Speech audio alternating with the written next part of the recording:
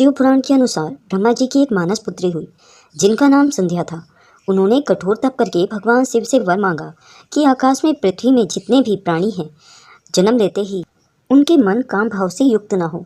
भगवान शिव ने उनकी इच्छा अनुसार वर दिया कि सभी प्राणी 4 अवस्था को प्राप्त होते हैं: सहस्वावस्था, कौमार्यावस्था, यौवनावस्था और वृद्धावस्था।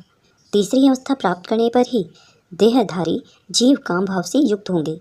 कहीं कहीं दूसरी अवस्था के अंत में भी हो सकते हैं।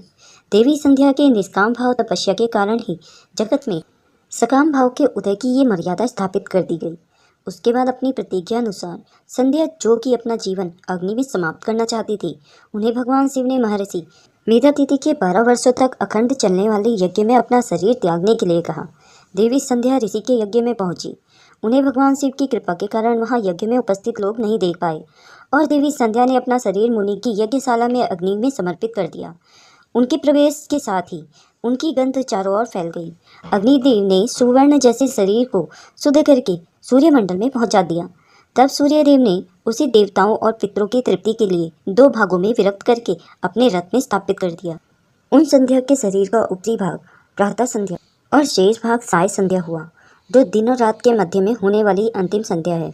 आदि संध्या या प्रातः संध्या देवताओं को प्रसन्न करने वाली और अंतिम संध्या, जो कि दिन की समाप्ति के समय सूर्यास्त के समय होती है, वह पितरों को आनंद प्रदान करती है। इसीलिए शाम का समय पितरों का और प्रातः का समय देवताओं का कहा जाता है।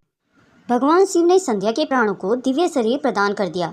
जब मेधातिथि मुनि का यज्ञ समाप्त हुआ, तब उन्होंने एक कन्या को, जिसकी कांति सोने के समान थी, अग्नि में पड़े देखा। उसे मुनि ने भली भांति स्नान कराया और अपनी गोद में बैठा लिया। उन्होंने उसका नाम अरुंधति रखा।